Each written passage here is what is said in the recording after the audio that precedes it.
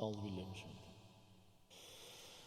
إن هذا لهو القصص الحق وما من إله إلا الله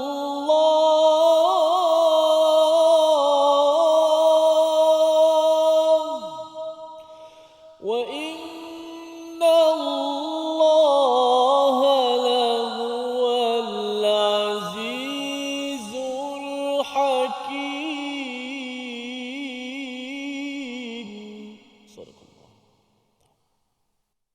واجعله لنا هجتين يا رب العالمين.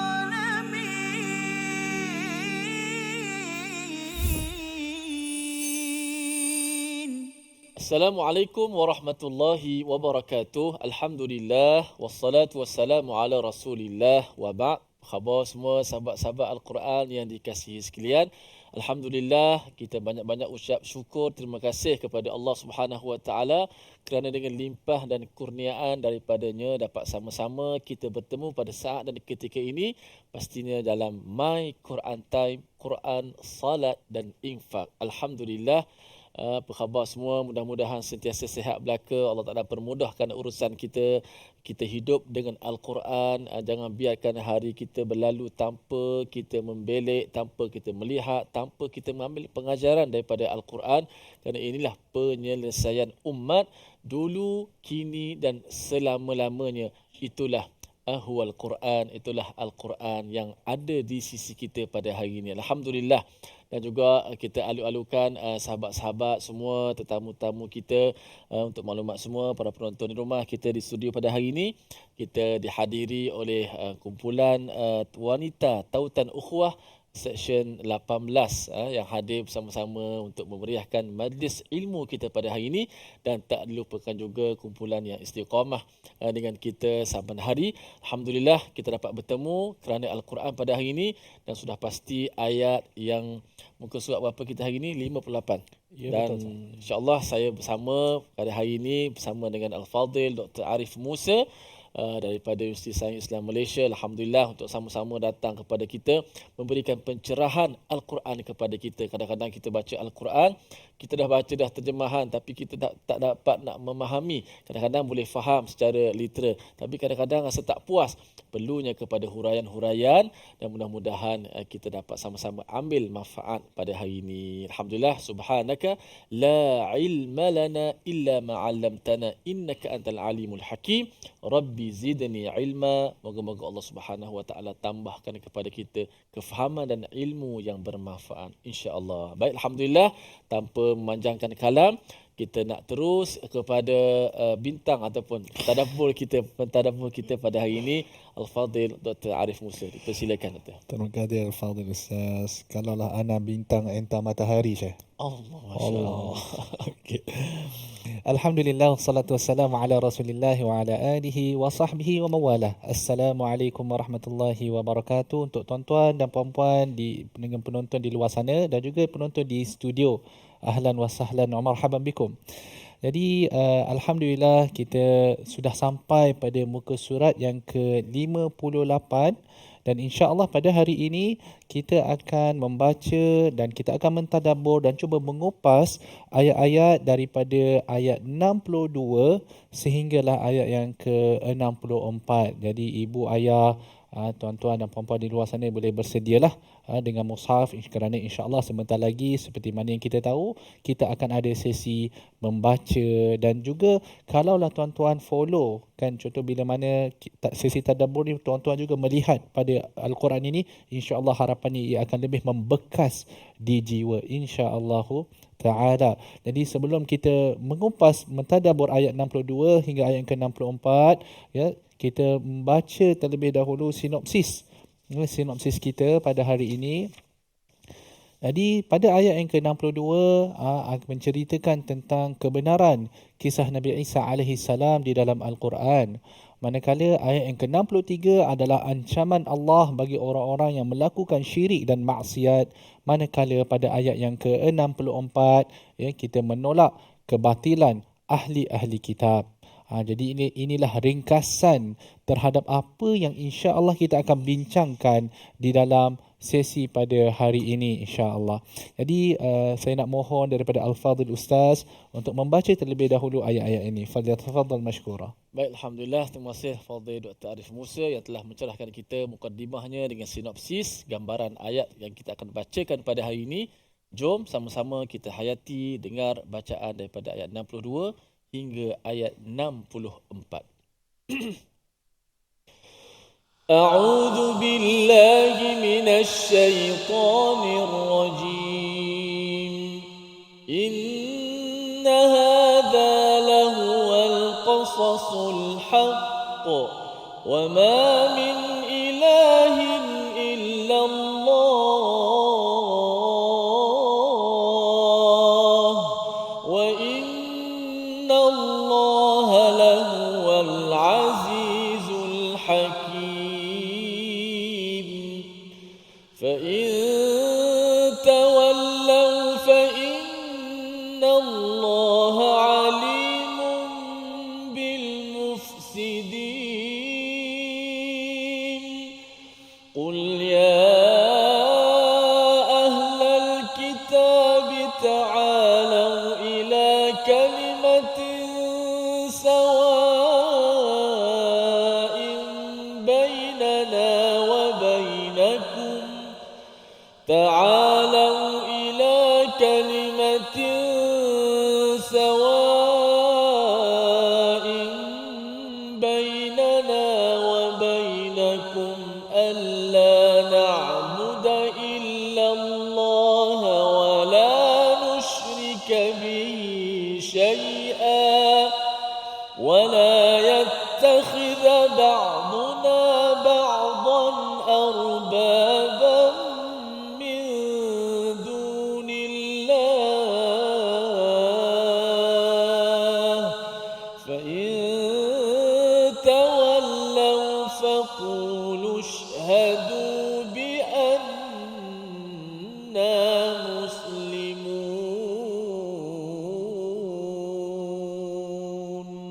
صدق الله. Sesungguhnya ini adalah kisah yang benar.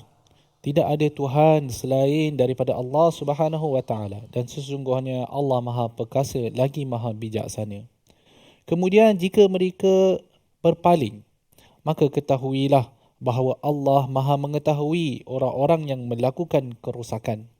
Katakanlah wahai Muhammad, wahai ahli kitab, marilah kita menuju kepada satu kalimah pegangan yang sama antara kami dan kamu, bahawa kita tidak menyembah selain daripada Allah dan kita tidak mempersekutukannya dengan sesuatu pun, dan bahawa kita tidak menjadikan satu sama lain Tuhan-Tuhan selain Allah.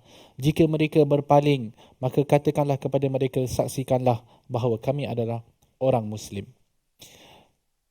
Pada ayat yang ke-62 tuan-tuan, ini adalah satu penegasan daripada Allah Subhanahu wa taala bahawa segala kisah yang diceritakan di dalam Al-Quran termasuk juga kisah Nabi Isa yang diceritakan dalam ayat-ayat yang sebelum ini. Kerana kalau kita lihat pada muka surat yang sebelum-sebelum ini banyak menceritakan tentang kisah Nabi Isa alaihi salam. Jadi kisah ini dan juga kisah-kisah lain yang di dalam Al-Quran, ia adalah satu kisah yang benar. Satu kisah yang benar. Ia tidak ada sebarang tokoh tambah, ya. Tidak ada sebarang tokoh tambah. Kita kadang-kadang ustaz kalau kita bercerita, sampaikan cerita, viralkan satu cerita, kadang-kadang kita ada tokoh tambah kita, betul tak ustaz kan? Betul. Nak tambah perisa sikit, ajinomoto sikit, garam sikit, kan? Jadi bila mana cerita tu mungkin dia berbeza daripada versi yang sebenar. Tetapi di dalam Al-Quran tidak ada tokoh tambah. Dia berlaku sebagaimana dia diceritakan, sebagaimana ia berlaku. Kan, kalaulah dikatakan dalam kisah, kalau tuan-tuan kita lihat balik kisah-kisah sebelum ni, bagaimana mereka mengundi siapa yang boleh jaga anak Imran tu, maka ia berlaku sebegitu juga. Kan, bagaimana Nabi Isa alaihi salam berbicara sewaktu dia kecil, dia berlaku sebegitu juga. Bagaimana Nabi Zakaria, Nabi Zakaria memohon pada Allah Subhanahu Wa Taala untuk mendapatkan anak, dan bagaimana dia terkejut ketika mana dia mendapat anak, dia berlaku sebegitu. Dan Al-Quran ini tuan-tuan, dia sangat-sangat detail. Sangat-sangat detail, di mana kalau detail itu diperlukan. Semestinya Al-Quran ini tidak menceritakan semua benda. Tetapi kalaulah detail itu ada pengajaran, maka Allah akan mendetailkan, memperincikan ayat itu. Contoh sebagai contoh, di mana Allah Subhanahu Wa Taala menceritakan pada ayat yang ke-40, bagaimana Nabi Zakaria terkejut bila mana dia akan mendapatkan anak, sedangkan isteri dia adalah orang yang mandul dan dia pula telah tua. Kan? Jadi ayat ini berlaku begitu. Jadi kita boleh membayangkan dia tidak ada perisa tambahan dan dia tidak ada sebarang penyelewengan. Inna hadza lahuwal qasasul haq. Inilah dia kisah-kisah yang benar. Ya.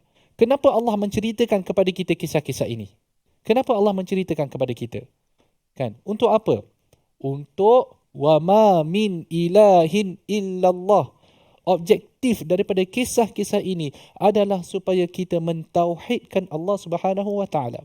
Kisah ini bukan hanya kisah yang kita kalau kita tengok filem rasa sedap, suka, tengok cerita, senang hati. Bukan itu objektif kisah-kisah daripada Al-Quran.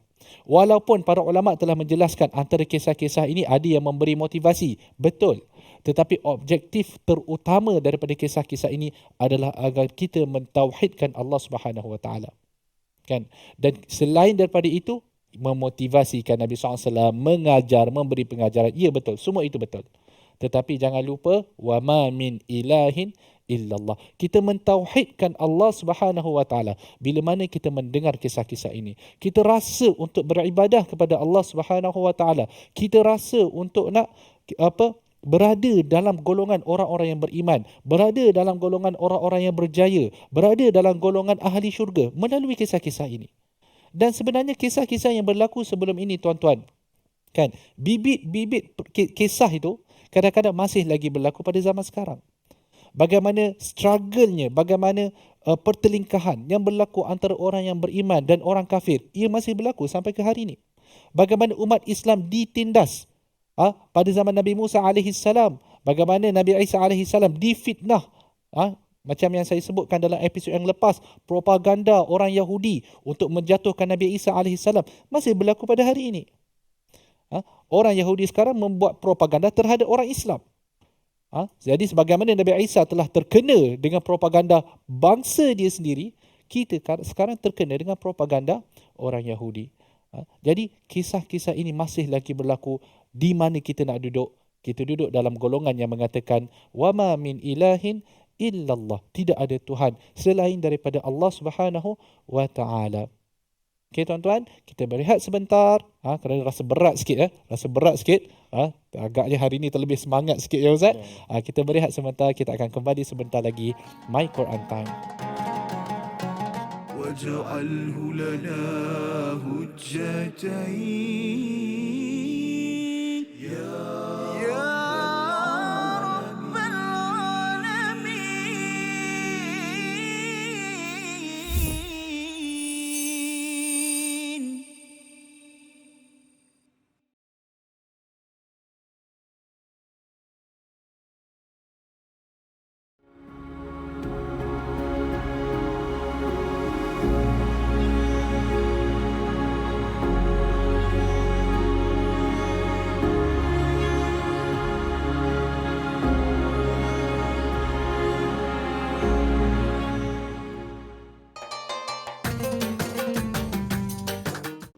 اقرأ باسم ربك الذي خلق. Hayati isi kandungan Al-Quran dalam My Quran Time. Setiap hari jam 12.30 hari di TV9 dan saluran Astro 149. Quran, Salat, Infak.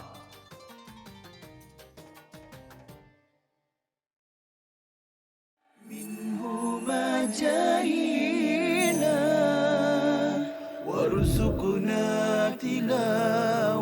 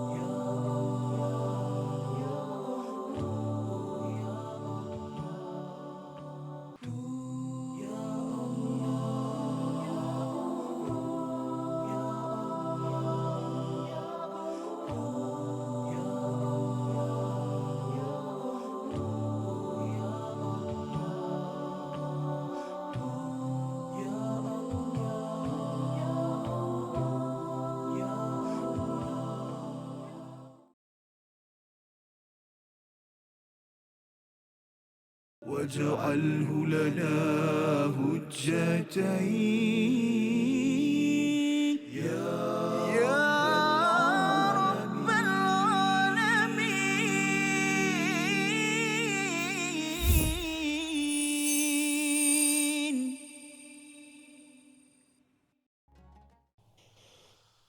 إن هذا لهو القصص الحق وما من إله إلا الله.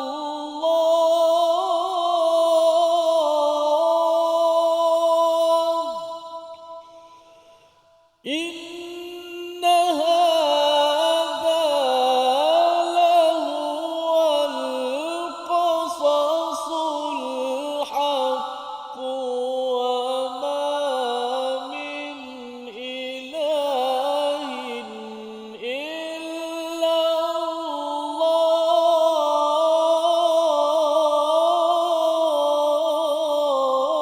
الله. وإن الله لهو العزيز الحكيم.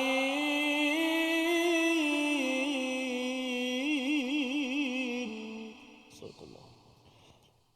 Alhamdulillah, kita kembali dalam My Quran Time, Quran, Salat, Infak.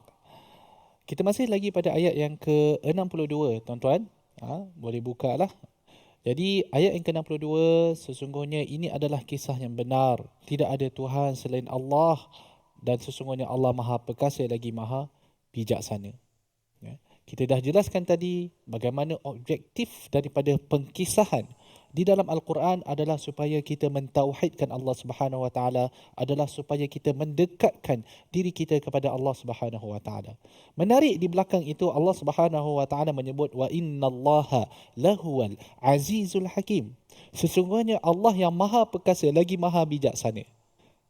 Para ulama sering menekankan kepada pembaca, pengkaji tafsir bahawa adanya kunci-kunci makna, hikmah yang tersembunyi di sebalik sifat-sifat dan nama-nama Allah Subhanahu Wa Taala yang disebutkan pada akhir ayat.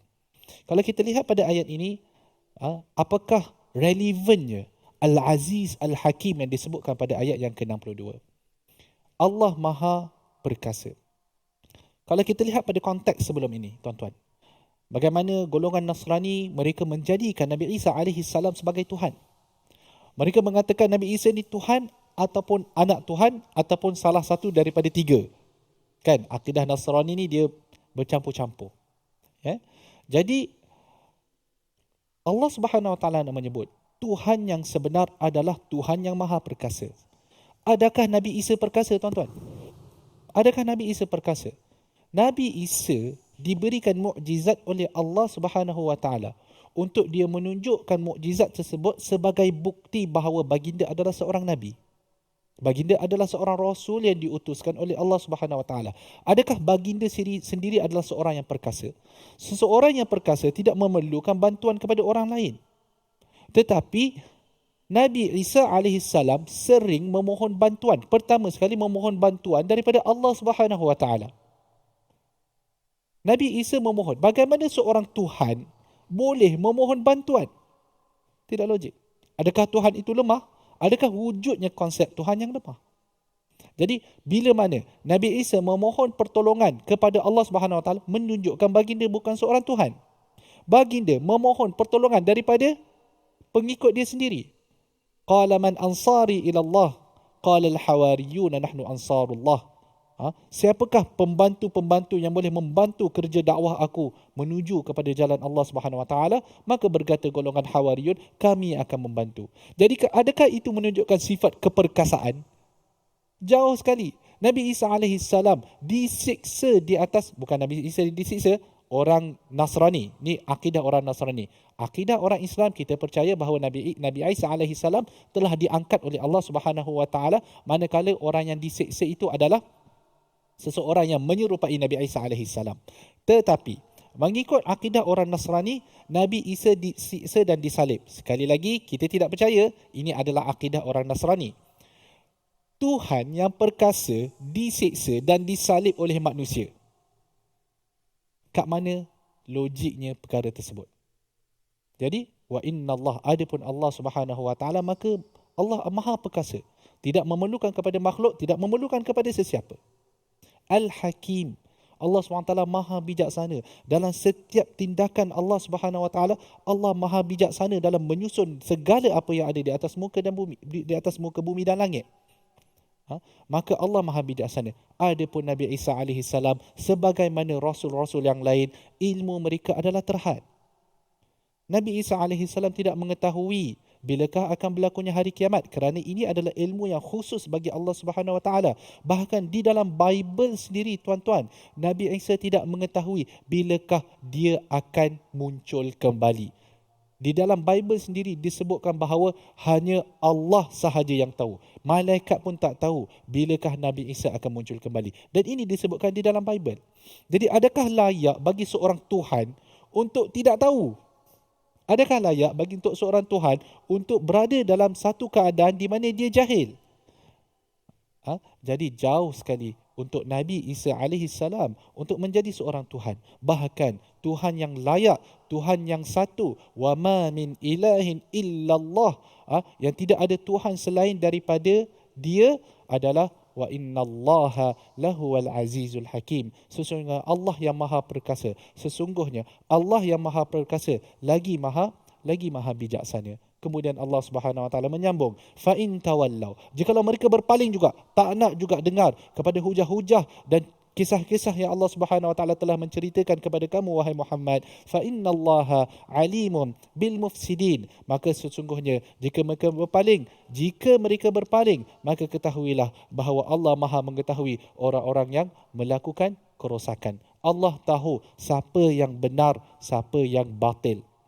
Sebab itu semasa berlakunya, kalau tuan-tuan masih ingat lagi dalam episod yang lepas, bagaimana bila mana Nabi SAW memanggil mereka untuk bermubahalah, mereka tidak berani. Kerana apa? Kerana mereka sendiri tidak confident adakah mereka betul-betul berada di atas kebenaran. Jadi ini menunjukkan bahawa bila mana seseorang itu tak confident dia berada di atas kebenaran, maksudnya ada masalah pada foundation, pada pasak, pada tapak akidah, di mana akidah golongan itu dibina. Fa innallaha alimum bil mufsidin, maka Allah tahu siapakah di kalangan mereka yang merupakan golongan perosak. Jadi kita, tuan-tuan, kita faham golongan Nasrani dan juga golongan Yahudi, golongan ahli kitab, mereka adalah golongan perosak. Pertama, mereka merosakkan akidah mereka.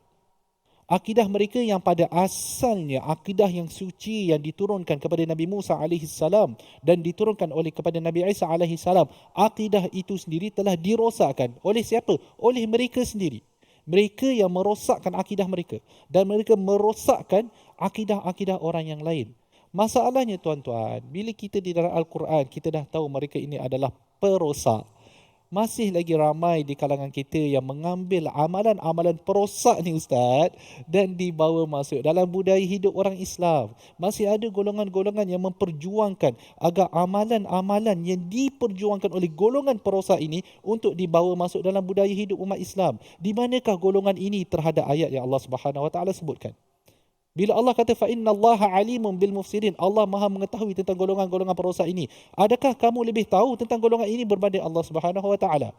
Kamu nak bawa budaya-budaya ini, contoh budaya hidup songsang, Ustaz, budaya LGBT nak dibawa masuk, amalan LGBT ni nak dibawa masuk dalam negara umat Islam, dalam budaya hidup umat Islam. Budaya apa lagi yang nak dibawa? Budaya Valentine's Day antara girlfriend dan boyfriend, budaya hidup bebas dengan zina. Kan? Kenapa budaya rosak ini yang nak dibawa dalam hidup umat Islam, dalam masyarakat umat Islam? Umat Islam dibina dengan sifat-sifat yang baik, umat Islam dibina dengan akhlak yang baik, dengan suci dan mengikut panduan daripada Al-Quran dan As-Sunnah. Boleh ya, tuan-tuan? Jadi kita faham, bila kita faham golongan ini, maka kita perlulah meletakkan batasan apa yang kita boleh mengambil manfaat dan apa yang sebenarnya jauh daripada landasan Islam dan perlu dikeluarkan daripada norma hidup masyarakat Muslim. Kita lihat terlebih dahulu tuan-tuan kepada perkataan pilihan kita pada hari ini adalah wala nusyrika bihi syai'a. Perkataannya adalah syarika. Ya, dan ia tertulis pada ayat wala nusyrika bihi syai'a, dan ayat itu bermaksud, perkataan itu adalah syarika yang bermaksud bersekutu atau bersyarikat. Perkataan ini banyak kali disebutkan dalam Al-Quran. Maksudnya Allah Subhanahu Wa Taala memang menekankan bahaya syirik ni.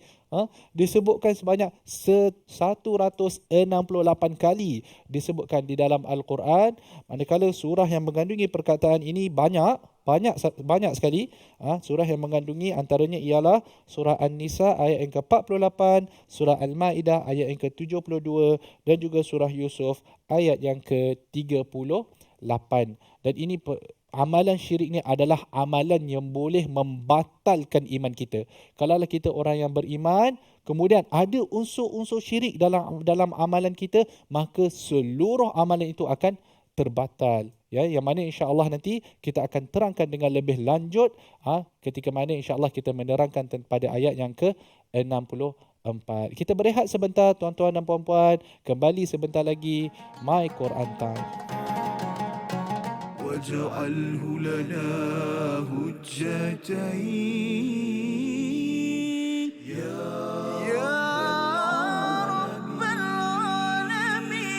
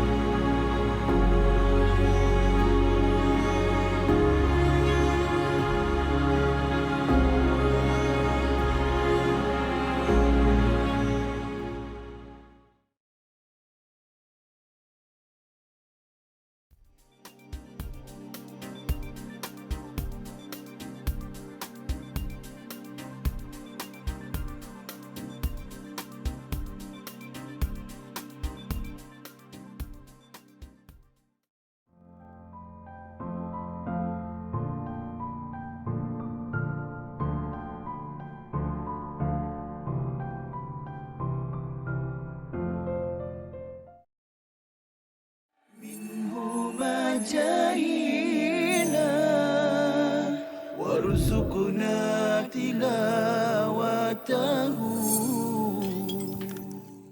Tidak ada. Yang paling ada pun, yang paling warid dalam hadis Nabi SAW pun satu saja, iaitu pada esoknya baru kita tahu, bukan malam tu. Jadi malam tu kita tak dapat tahu, melainkan kalau kita gunakan ayat Al-Quran tadi, salam tu maksudnya apa? Sejahtera. Ataupun rasa tenang. Tapi masalahnya tenang ni berbeza ikut orang kan. Ada orang dia tak tenang hidup dia kan. Macam mana kan? Bukan malam tu yang tenang ataupun tak tenang. Kalau tanda daripada Al-Quran, salam tu saja. Tapi kalau dalam hadis, satu-satunya hadis yang menceritakan tentang tanda dia adalah pada keesokan paginya, matahari yang terbit tu tidak terlalu terik.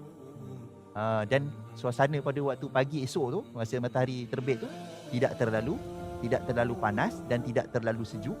Dia sedang-sedang dan dia nyaman. Itu sahaja dalam hadis yang sahih. Itu sahaja tanda yang kita boleh tahu. Maksudnya apa? Maksudnya kita cuma boleh tahu malam itu malam Al-Qadar selepas dia berlalu. Bukan semasa ia berlalu. Macam, malam ni macam kita WhatsApp member-member kan. Tak.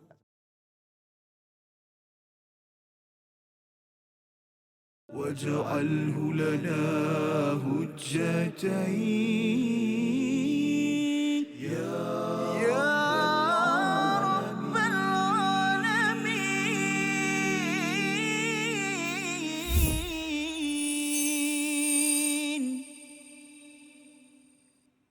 مولاي صل وسلم دائما أبدا على حبيبك خير الخلق كلهم.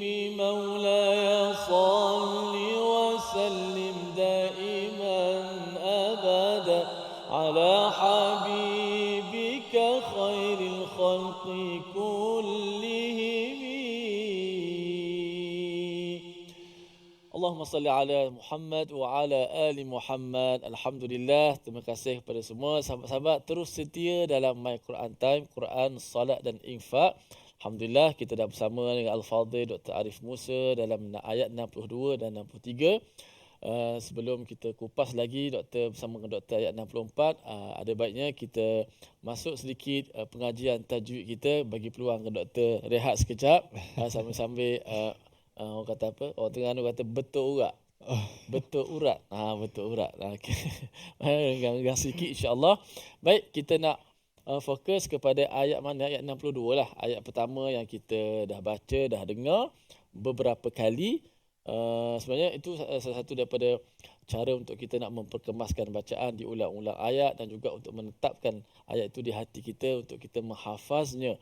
Kerana bila kita ayat itu dah dibaca dengan lancar dan kita boleh mampu pula menghafaz sedikit banyak ayat-ayat Al-Quran, kena lagi dengan tadabbur, suntikan tadabbur tadi, maka mudah-mudahan jadi kuat untuk kita nak dekat dengan beramal dengan ayat-ayat tersebut. Baik, kita lihat yang pertama paparan di skrin kita menjelaskan sebutan huruf sad dalam ayat ini, ayat 62, pada ayat inna hadza lahuwal qasasul haqq.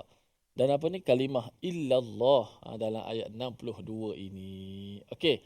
Pertama ayat lahuwal qasasu, al-qasas perkataan tu. Inna hadza lahuwal qasasul haqq. Ada dua huruf sad di situ, yang mana huruf sad merupakan huruf yang kuat sedikit. Huruf yang kuat kerana dia bersifat dengan tebal. Isti'la, ada itba' lagi. Dan ditambah lagi dengan sifat, walaupun dia ada hamas, yang kita dah bicarakan, sifat hamas udaranya keluar, tapi ditambah lagi dengan sifat safir, menjadikan huruf sad lebih kuat. Okey, kalau kita nak banding dengan seperti mana huruf hamas, huruf yang berangin kan, seperti huruf tha. Huruf yang berangin, tha, thi, thu, masih lemah.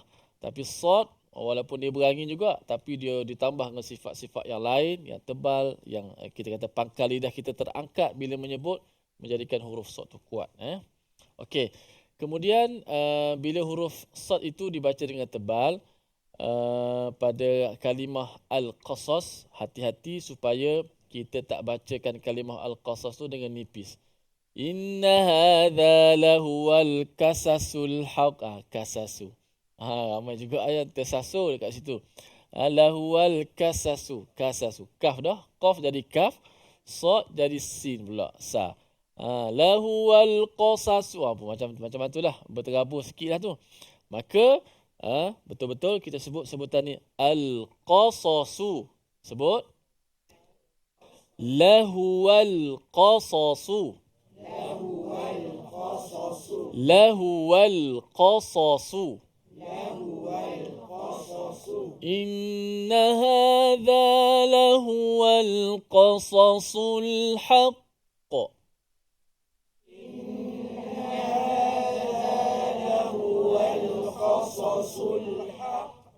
Inna hadza lahuwal qasasul haqq.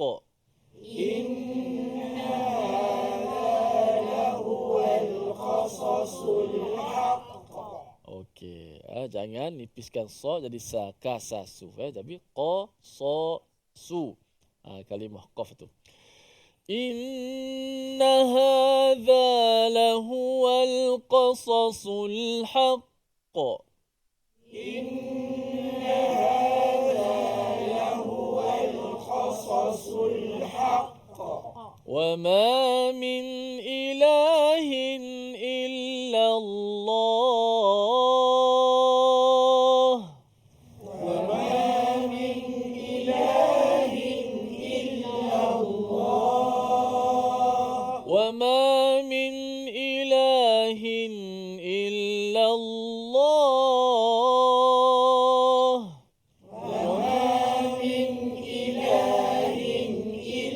الله. Okey, kalimah illallah itu bukan sekadar kita nak menjelaskan huruf itu, tapi kita nak angkatkan sedikit suara kita di situ. Pertama sekali kita nak angkat maknanya itulah.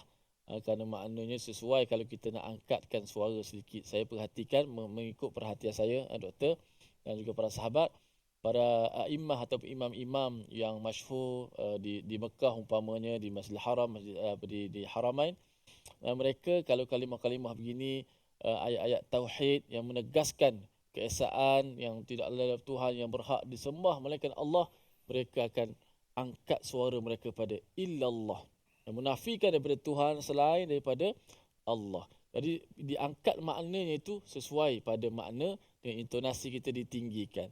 Wa ma min ilahin illallah.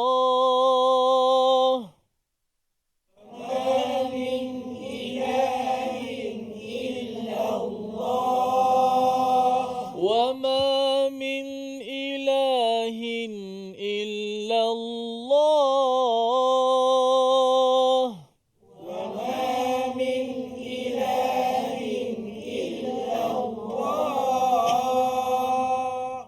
Tu dia Masya Allah.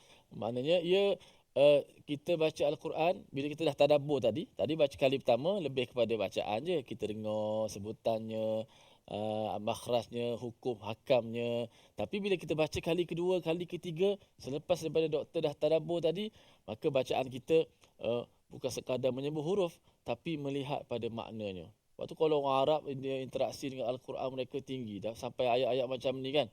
Inna hadza lahuwal qasasul haqq. Sesungguhnya ini adalah kisah yang benar, tidak ada Tuhan yang berhak disembah melainkan Allah. Mereka terus jadi kuat dengan kalimah ini. Mereka, bahkan ada di kalangan mereka bila dengar ayat ini, mereka terus memasakkan hati mereka dengan menyebut La ilaha illallah. La ilaha illallah. Tiada Tuhan yang berhak disembah melainkan Allah. Dengan itulah kalimah yang menjadi kita hidup, dan dengan kalimah itu juga kalau kita meninggal dengan kalimah itu juga menjadikan kita berjaya di sisi Allah Subhanahu wa taala.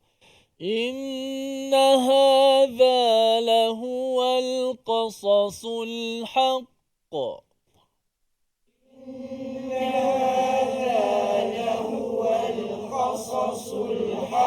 Wa ma min ilahin illallah.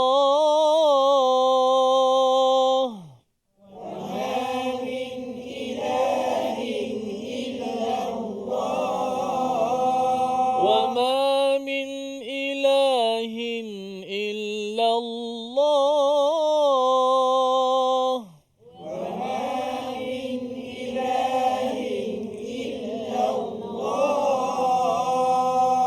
وإن الله لهو العزيز الحكيم.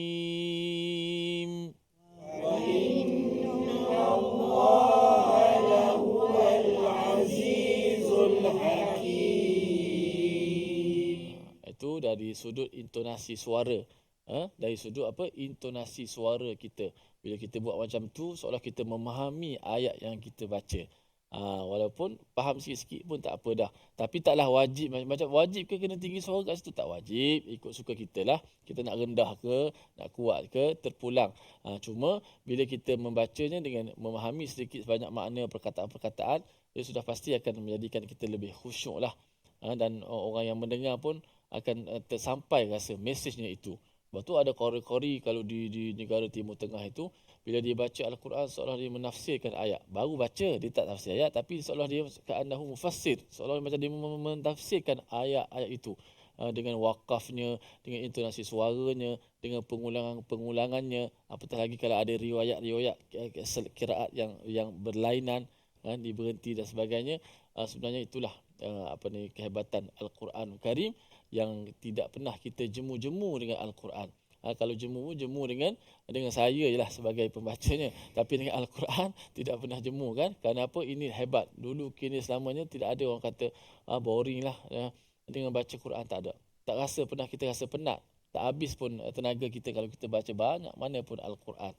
Kerana inilah Al-Quran Karim. Jom kita baca sekali lagi sebelum kita nak berehat dan sambung lagi. Ada tugas berat menanti doktor lepas ni. Ayat ini pun saya bertanya Allah, macam mana kalimah persamaan pada kalimah tadi tu. InsyaAllah kita baca dulu. إن هذا لهو القصص الحق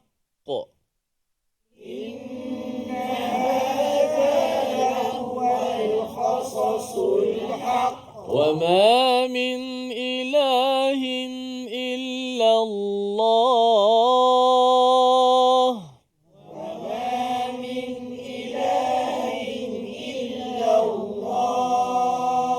وإن الله لهو العزيز الحكيم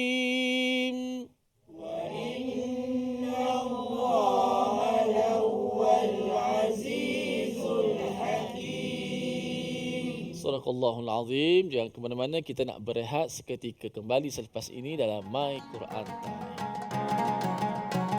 واجعله لنا هجتين يا رب العالمين.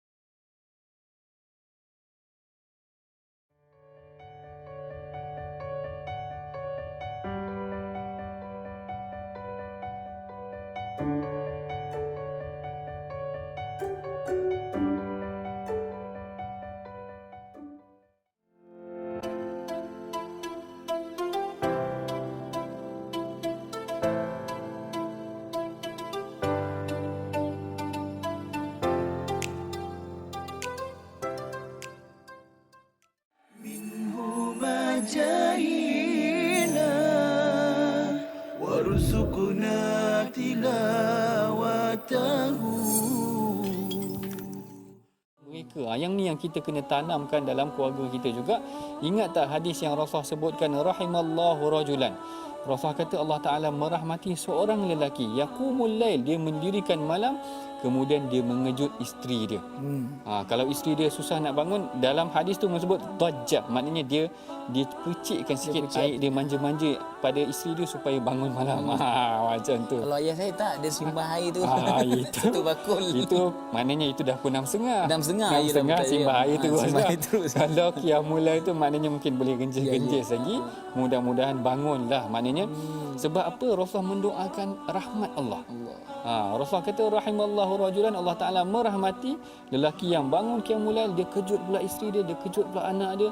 Sebab itulah kita perhatikan bagaimana Saidina Umar, Saidina Abu Hurairah, orang yang tidur di rumah mereka, dapat perhatikan mereka inilah sahabat yang mendirikan malam, kemudian dia kejut ahli keluarganya, kekuatan mereka. واجعله لنا هجتين يا رب العالمين.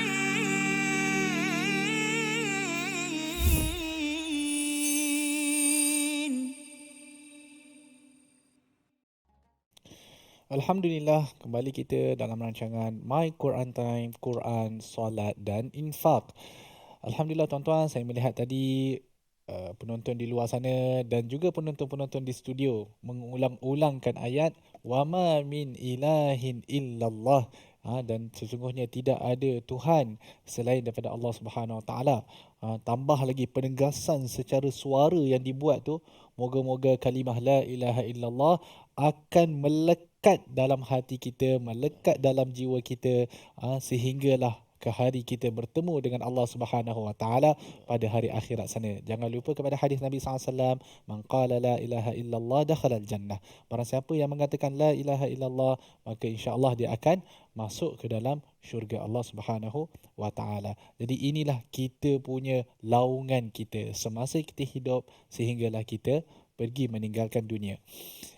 Jadi tuan-tuan, kita dah sampai pada ayat yang ke-64. Ayat yang ke-64. Nampak ayat tu menarik? menceritakan tentang tauhid, menceritakan tentang syirik, menceritakan tentang paderi-paderi. Ada juga, nanti insya-Allah kita akan jelaskan, tetapi sebelum itu saya nak mohon daripada Al-Fadhil Ustaz untuk membaca terlebih dahulu ayat ini. Silakan Ustaz. A'udzubillahi minasyaitanir rajim. Qul ya ahlal kitab ta'alau ila kalimatin sawa'in bainana wa bainakum alla na'budu illa Allah wa la nusyrika bihi syai'an wa la yattakhidha ba'duna ba'dan arbaban min dunillah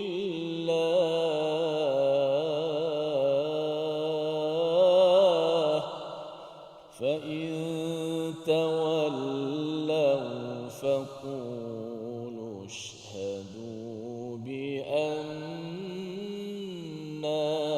muslimun. Sadaqallah.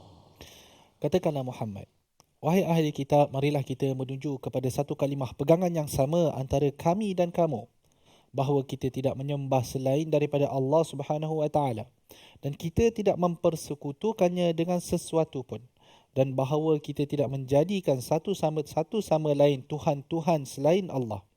Jika mereka berpaling, maka katakanlah kepada mereka, saksikanlah bahawa kami adalah orang Muslim. Jadi ayat ini tuan-tuan, seolah-olah ia satu pujukan kepada golongan ahli kitab. Kepada golongan ahli kitab. Kalau kita lihat pada ayat dalam episod yang lepas, ayat 61, ia seolah-olah satu gertakan, iaitu ayat mubahalah. Kan? Ayat mubahalah seolah satu gertakan yang menggoncangkan hati orang Yahudi dan Nasrani. Sehingga ke tahap penduduk Najran tidak berani untuk bermubahalah dengan Nabi SAW. Jadi bila mana mereka sudah tidak berani untuk bermubahalah, nampak di situ goyangnya akidah mereka, maka di dalam ayat yang ke-64, ia adalah satu pujukan daripada Allah Subhanahu wa taala kepada golongan-golongan ini. Ta'alau ila kalimah. Wahai ahli kitab, kenapa duduk lagi dalam akidah yang rosak ini? Kenapa kamu masih lagi duduk dalam akidah yang cacat merba, yang tidak tahu siapa Tuhan, anak Tuhan yang mana, sekejap anak Tuhan, sekejap Tuhan mana satu ni? Kan? Jadi apa kata daripada kamu duduk dalam kekeliruan, kamu duduk di dalam kecelaruan, ta'alau ila kalimatin sawa. Marilah kita berpegang kepada satu kalimah yang sama. Kalimah yang mana kalimah ini diajarkan oleh baginda Nabi SAW. Bahkan kalimah ini juga yang disampaikan oleh Nabi Isa AS. Kalimah ini juga yang disampaikan oleh Nabi Musa AS. Kalimah ini juga yang disampaikan oleh Nabi Nuh AS sebelum itu, jauh sebelum masa di awal kemunculan manusia. Iaitu apa dia? Alla na'budu illallah ila kalimatin sawa'im bainana wa bainakum. Maksudnya kalimah yang sama. Kamu berpegang juga, kami juga berpegang. Kalimahnya adalah alla na'budu illallah wa la nusyrika bihi syai'a. Agar kita tidak menyembah selain daripada Allah Subhanahu wa taala, dan kita tidak mensyirikkan Allah Subhanahu wa taala dengan sesuatu pun. Kan? Inilah kalimah sebenarnya laungan para anbiya. Laungan Nabi Isa AS sendiri. Jadi daripada mana datang akidah taslis ni? Akidah Trinity ni? Daripada mana datang? Nabi Isa tak sebut. Nabi Isa tidak menyebut akidah taslis. Nabi Isa AS tidak mengajarkan kepada Bani Israel adanya akidah tiga ini yang dipegang oleh golongan Nasrani. Bahkan laungan dakwah yang dibawa oleh Nabi Isa AS, alla na'budu illallah, agar kita menyembah hanya kepada Allah Subhanahu wa taala sahaja, dan kita tidak mensyirikkan Allah Subhanahu wa taala dengan sesuatu pun. Kan? Maksudnya tidaklah kita mengambil berhala seperti mana golongan musyrikin yang mengambil berhala, menyembah berhala, mengharapkan agar berhala itu dapat mendekatkan diri mereka kepada Allah. Sama juga golongan Nasrani, mereka menyembah siapa? Menyembah Nabi Isa AS, supaya dengan ini mereka dapat terselamat. Kan? Mereka dapat terselamat daripada diazab oleh Allah Subhanahu Wa Taala. Kadang-kadang Ustaz kita fikirkan, dia sebenarnya kadang-kadang akidah yang sahih dia akan selari dengan fitrah. Tetapi bila mana akidah yang batil, dia akan ada benda-benda yang kita tak boleh nak masuk. Tak boleh nak pergi. Orang kata, apa? Tak boleh nak pergi. Tak lagi. Tak boleh pergi. Itu dia. Tak boleh pergi. Kan? Sebagai contoh, kan, tadi kita dah sebutkan tadi tentang perkasa dan bagaimana Nabi Isa tidak perkasa dan Nabi Isa tidak pula mengetahui. Satu lagi aspek yang kita boleh lihat, kalaulah hanya dengan percaya dan kepada Nabi Isa dan juga berdoa, beribadah kepada Nabi Isa baru seseorang itu diselamatkan, bagaimana pula golongan yang datang sebelum tu? Bagaimana pula dengan Nabi Ibrahim AS? Kan? Semestinya Nabi Ibrahim ke Nabi Isa punyalah jauh. Ada Nabi Ibrahim beribadah kepada Nabi Isa? Tidak juga. Kan? Kerana Nabi Isa tak wujud pun lagi. Bagaimana Nabi Ibrahim boleh beribadah kepada Nabi Isa? Jadi, bagaimana pula dengan golongan-golongan ini? Bagaimana mereka boleh terselamat? Kan? Kalau kita berpegang kepada akidah ini. Jadi sebab itu bila akidah kita menyembah Allah Subhanahu Wa Taala, bila kita kata kita menyembah hanya kepada Allah Subhanahu Wa Taala, kita berdoa kepada Allah Subhanahu Wa Taala dan kita tidak berdoa kepada mana-mana makhluk, maka di situ barulah datangnya logik. Sebab Nabi Ibrahim pun menyembah Allah. Nabi Nuh pun menyembah Allah. Nabi Idris pun menyembah Allah Subhanahu Wa Taala. Barulah nampak dia punya konsistensi dia tu. Baru nampak konsisten. Tapi bila mana adanya akidah yang bercelaru, maka dia tidak akan sesekali konsisten. Jadi tuan-tuan, jaga ibadah kita hanya kepada Allah Subhanahu Wa Taala dan sesekali jangan kita mensyirikkan Allah Subhanahu Wa Taala dengan sebarang sesuatu. Ingatlah kepada hadis Nabi SAW. Man amila amalan asyraka fihi ma'i ghairi taraktuhu wa syirka. Sesiapa yang beramal dengan suatu amalan, kemudian dia melakukan syirik, kan? Maka Allah kata, aku akan meninggalkan amalan itu untuk syirik tersebut. Maksudnya nanti di hari akhirat, kamu mintalah pahala kamu daripada orang tu lah. Dah kamu sembah dia sangat. Kan? Jadi sebab itu kita kena mengelakkan, menjauhkan diri kita daripada syirik Allah Subhanahu Wa Taala. Dan wala yattakhidha ba'duna ba'dan arbaban min dunillah. Dan janganlah sebahagian kita menjadikan sebahagian yang lain sebagai Tuhan. Kalau dalam ayat ini dia merujuk kepada apa? Supaya kita tidak menyembah antara satu sama lain, yang pertama. Dan yang kedua adalah supaya kita tidak menjadikan orang lain yang menentukan syariat. Kerana hak untuk menentukan syariat hanyalah Allah Subhanahu Wa Taala. Tidak ada manusia yang boleh menentukan syariat. Kalau golongan Nasrani, dia biar paderi dia yang menentukan syariat. Apa yang paderi dia kata halal, halal lah. Apa yang paderi dia kata haram, haram lah. Kita di dalam Islam tidak boleh macam tu. Kerana kalau kita membenarkan perkara tersebut, seolah-olah kita menyembah paderi-paderi itu. Jadi kerana itu Allah kata wala yattakhidha ba'duna ba'dan arbaban min dunillah fa in tawallaw faqulu ashhadu bi anna muslimun. Maka jikalau mereka berpaling juga, lepas ni mereka berpaling, tak nak juga dengar, maka kita sebagai umat Islam menzahirkan keimanan dan ketauhidan kita, kita istiqamah di atas jalan yang benar, faqulu ashhadu, maka bersaksikanlah kalau kamu tak nak dengar, kami tetap Muslim, menyerah diri kepada Allah SWT dan kami yakin bahawa Allah itu adalah satu dan tidak ada sekutu baginya. Jadi setakat itu saja dan kita lihat terlebih dahulu kepada resolusi kita pada hari ini. Untuk ayat yang ke-62 tidak berbantah lagi mengenai kebenaran kisah Nabi Isa AS, qasasul haq, seperti mana yang kita baca tadi. Berhenti dan hindari melakukan dosa-dosa maksiat pada ayat yang ke-63 dan ayat yang ke-64. Cegah dan tolak kebatilan yang berleluasa dalam masyarakat kita. Alhamdulillah. Dan saya nak mohon daripada Al-Fadhil Ustaz untuk membacakan doa. Bismillahirrahmanirrahim. Alhamdulillah wassalatu wassalamu ala Rasulillah. Allahumma anta Allahu la ilaha illa antal ghani wa nahnu al-fuqara la ilaha illa anta subhanak inna kunna minadh zalimin wa sallallahu wasallam wa baraka ala Muhammad walhamdulillahi rabbil alamin. Alhamdulillah, semoga Allah Subhanahu wa taala jadikan kita kalimah tauhid la ilaha illallah, dengan itulah kita hidup dan kita berharap dengan kalimah itu juga kita akan meninggalkan dunia yang fana ini sehingga kita bertemu Allah Subhanahu Wa Taala dengan hati kita yang bersih, sejahtera daripada sebarang syirik dan sifat kemunafikan, insya-Allah. Alhamdulillah, untuk itu kita mengajak semua sahabat-sahabat, jom kita sama-sama sumbang dalam tabung gerakan Al-Quran. Kita ada sediakan QR code di situ, boleh saja scan untuk sama-sama kita permudahkan urusan untuk menggerakkan Al-Quran di seluruh tanah air kita. Alhamdulillah, terima kasih sekali lagi pada banyak-banyak kepada Al-Fadhil Dr. Arif Musa yang telah memberikan pencerahan yang sangat berguna kepada kita semua untuk jadikan bekalan dalam kehidupan kita semua. Terima kasih semua sahabat-sahabat. Kita jumpakan sahabat di studio daripada kumpulan Tautan, kumpulan wanita Tautan Ukhuwah seksyen 18. Mudah-mudahan kita bertemu lagi pada masa yang akan datang dalam My Quran Time, Quran, Salat dan Infak. Assalamualaikum.